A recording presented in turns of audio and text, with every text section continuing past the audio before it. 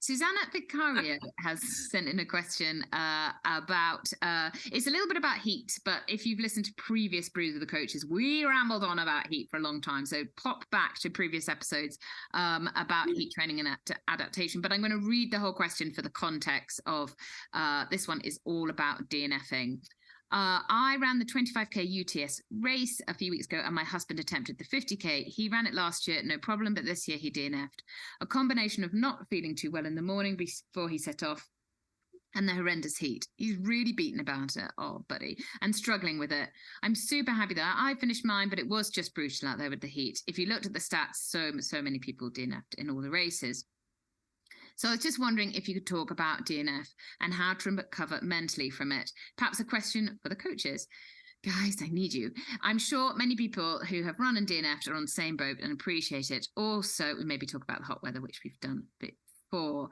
Right. I know, Rebecca, you said you medically, there's not a lot of standpoint in here, but a quick question to you, putting you on the spot. Have you DNF'd at a race? How did it make you feel if you did? I haven't personally, but then I've hardly done any. So that's not because I'm good, but only because I've only ever done one ultra. So, that would be 100% negative, wouldn't it? So no, 100% positive record. But no, I haven't personally. But I think the one thing I would pick out from that question really is about not feeling well on the day of the race. And that's something as a doctor who is involved with these races that we're always really concerned about, is that we don't have people already turning up in sort of suboptimal physical status just through normal illness that can occur. Particularly if you've got kids, you're just going to get random coughs and colds all the time. And even something like that will massively affect how you perform. And in fact, if you have a temperature due to a simple viral illness, that is a real no-no for doing any sort of exertional sport. Really, it's the one thing that can put you into trouble. So that's the only thing I would really take from that question from a medical perspective, is just really think about how, if you are genuinely not well with another illness, then you are not going to perform in the manner you expect. So readjust your goals at the very least, but also think about, is it right for you to push your body and yourself through that when you're otherwise not well? So yeah, that's something we would always ask people to be really cognizant of, is if you've got another infection or something going on, really appraise whether or not that's the right thing to do. So hard if you've trained for event. Yeah. And Absolutely. and everyone will be thinking, I've paid money. I've given up a lot of time. You've probably done a lot of organisation to get to the race. But if you aren't unwell, even a cold, which you normally would be like, but I'd run with the cold. It's very different, isn't it, to put yourself in a race environment? And you going to enjoy that race if you're under the weather? You're probably not really good. Even if you finish, would it not be better, put your sensible cap on, which is a square black one, not a jaunty pink one at a cool fun angle. Put the sensible cap on and go, could I not do this, save myself, be better? And I can race, and there's enough races now in the UK. I know it might mean a loss of money, I know, but you could then race well, be happy with that performance and recover. Think long term. Always think of your Absolutely. That's always going to be the safest thing to do. As I say, at the very least, readjust your goals if you're carrying something like that. But in an ideal world, yes, if you've got a temperature and you're otherwise unwell, it should really mean you don't race on that day as hard as that is. The thermometer strikes again. There you go. That's it. Be an integral part. I might just have mine by the car keys, and every day it could be like, I can't again. It's too high. Guys, let's move. Trish, Russell. Oh, DNFs. One, I'll just jump in quickly before. I don't like this stigma around DNFing. Like, does it matter? Should we care? Like, exactly. I think people, I think I've seen a t-shirt with it on, like, no one cares. No one cares. Just that's my t-shirt. Sure. No one cares. Train harder. Oh, God. Yeah, Russell, you started twittering away, Russell. So let's talk. Well, it's that mental component, I think, is actually much more important to address than the physical. So I have dropped out of races that I now wish that I finished, and I've finished races that I now wish that I dropped out of. If it's like a point where you're going to give yourself long-term physical damage by continuing, just drop out. And deal with the aftermath. later, but I've made that mistake of I've stubbornly finished a race with a sprained ankle once, and everyone had to wait for me. It was raining, it was cold. I set my ankle back weeks because I refused to drop out. I don't think at that point I'd ever dropped out of a race before. And it was a complete waste of time. And the right thing to have done would have been just twisted my ankle, I really hurt it, and drop out. And I had to learn that the hard way because I was really stubborn. Over the years, I like to think I'm a little bit less stubborn. I could feel my wife actually looking at me right now because she had to wait with her family while I was just traipsing around in the rain. Dressed as Father Christmas. Oh yeah, I was dressed as Father Christmas. It was like a Santa race. Anyway, so I really wish that I had dropped out of that race because I just had 2 weeks of misery and pain with the ankle injury that I didn't need to have had. Then there are races that I really do wish that I had finished and I dropped out. And looking back, I didn't need to have dropped out. But yeah, reframing that process is so important. So I like to think of it in DNF as decide not to finish rather than did finish. So just moving it into that bucket where I'll give myself 24 hours to mope, which is a human thing to do, to feel sorry for myself or feel stupid, and then you move back. Put on the Celine Dion, go out in the tree. Exactly. Think twice before you DNF. Oh. We cut Poor Celine. Anyway, so lots of things that help me with the mentality aspect, which I do think is the important thing, is certainly understanding fully you are a bit part in everyone else's life, and everyone else has got their own massive movie going on with thousands of other people in it, and you're a tiny part in that. And that can be quite liberating.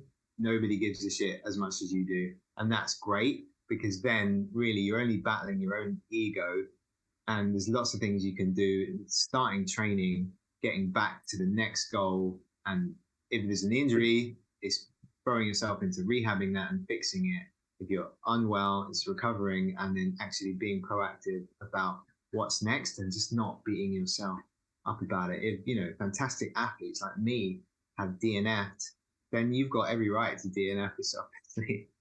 You're never going to be as fantastic as I am. We're gonna cut all this, right? It's all in. It's actually going to be. Sorry, guys. Sorry, but lots of amazing athletes, way better than me, have DNF'd in races, and it's a sensible decision. And you save your powder for another day and come back stronger, as long as you can just frame it right in your head. Actually, there's a lot of lessons you can learn. Go back to the drawing table. What went wrong?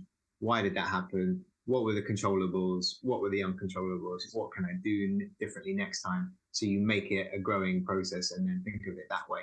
Give yourself 24 hours to cry, be a human, and then, pick the next goal and go for that one. And that's what really helps me.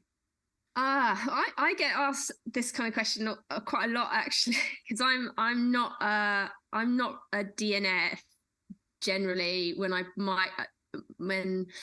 probably should have. So I've done, I did the spine with a cracked patella from like 6 to 8 miles in.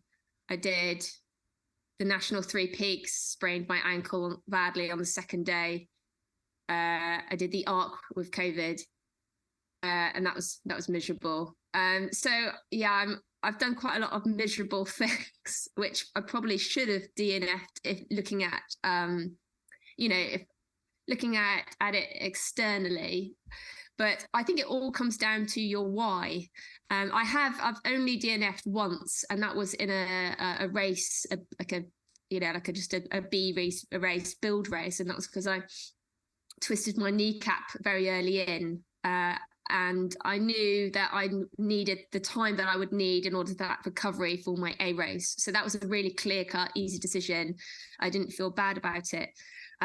Why did I do the spine like 260 miles on a cracked patella?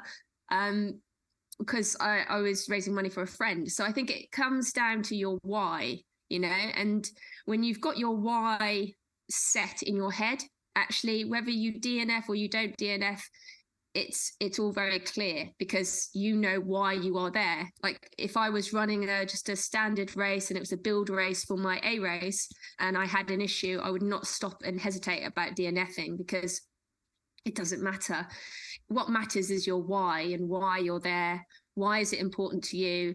And majority of the time, you know, we get caught up in races, but the reality is, like, we all love running, right? We're there fundamentally for the joy of running, and that doesn't have to be in a race context. It just can be just outside doing what we love. And I think it's really easy to forget that, particularly in a race context. So, you know, it's like Russell said, some of the best athletes in the world have DNF'd. A really funny one, Courtney Daywater talks about her first 100 miler, which she DNF'd, and she said it was like miserable. I mean, hearing her talk about that is hilarious, because she's really funny. And also she's fantastic.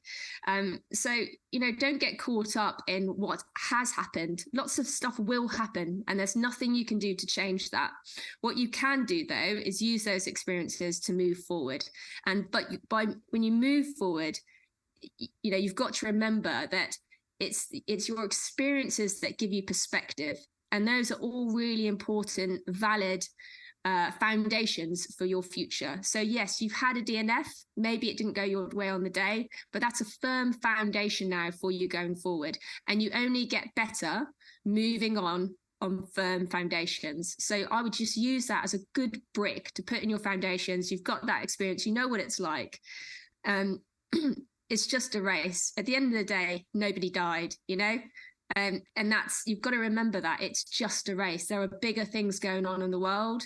And as much as we want to do well, as much as we want to win, we're fundamentally there for the joy of running. And that's, for me, that's fundamentally that process, the joy of running, the process of training and being out there in the environment. That's what it's all about. And that's what your why should be based in, I think. So don't worry about the DNF. Put it as a brick in your foundations, onwards and upwards. Onwards and upwards. My only thing I've got to add to that is that as we talked about listening to Celine Dion and wallowing in your self-misery, allow yourself to do that. But then it's very important that you don't remain in that state, because it's not fair on your friends and family that have probably supported you towards that big goal. So you might still feel it internally, but do start to move on and reintroduce yourself into real life and try and get on, keeping your mind busy and doing other things that you don't normally do. Looking out, being objective, you know, getting out and doing some other stuff, and just realizing that life has gone on. Don't make, you know, one of my taglines, this should be on my t-shirt, don't make any big decisions. So don't quit the sport. Yeah, never. Don't quit the sport, you know, don't punish yourself, don't do anything. Just try and get back into sort of a bit of a gray zone. No highs, no lows of emotion, and just try and, like, I know I just need, often if you've DNF'd, you've pushed yourself, you've got to a limit of some point, whatever that is, physical or mental. Don't punish yourself, be kind to yourself and feed yourself, have some early nights, spend some time with friends that maybe aren't running related as well. Really helps just to get your perspective. Go to the cinema, binge on the pick and mix, do lots of things and give yourself, you know, time to recover. And like, you will get over it. And as Trish so wisely said, you will build on it, and you might get to the same point in a race again and go, future self, do I need to finish here? And it might be, you might DNF other races, but when you've done it once or twice and you've dealt with that emotion, you'll also know how to process it. So if you have DNF'd at the weekend when you're listening to this, or perhaps it's future self, be kind. Just on that as well, Eddie, is a really good opportunity when you're nursing your wounds to actually journal and get a pen and a paper and write it down. And people find that really hard to accept, and it sounds a little bit woo-woo or a bit too creative for people who know all about the stats.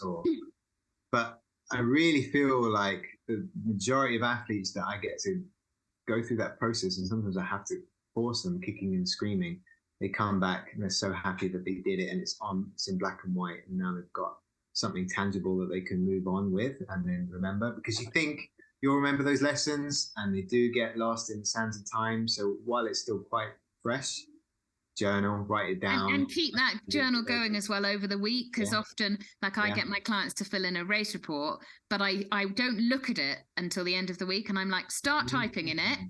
Nice. You let it all out. I'm not going to read it for a week, but don't Right. delete anything. Just let the thought processes come out, and then we don't stick. This is me. This is my. Don't use. I'm gonna steal that now. And then we save it with the title of what the race is, and then when they go to their next race, we can revisit it. So if that sort of, you know, either type or write in the journal and let that week sort of come out, see what you know, you'll see it. You'll go back to it and go, my God, the emotion, you know, you're probably blaming it on somebody else, you know, and then the thought process, and then you'll be like, oh, yeah, look, I did this wrong. I could have done this. You know, you can be your own therapist, can't you, over that week? But so I would say, spend the week just letting those thoughts, and also it will spare your poor husband or wife or friend or running club buddies listening to you ranting and raving. So if you have done a DNF, we send you big heartwarming kisses and cuddles. Move on, new goals, reset. You'll be all right. Life goes on.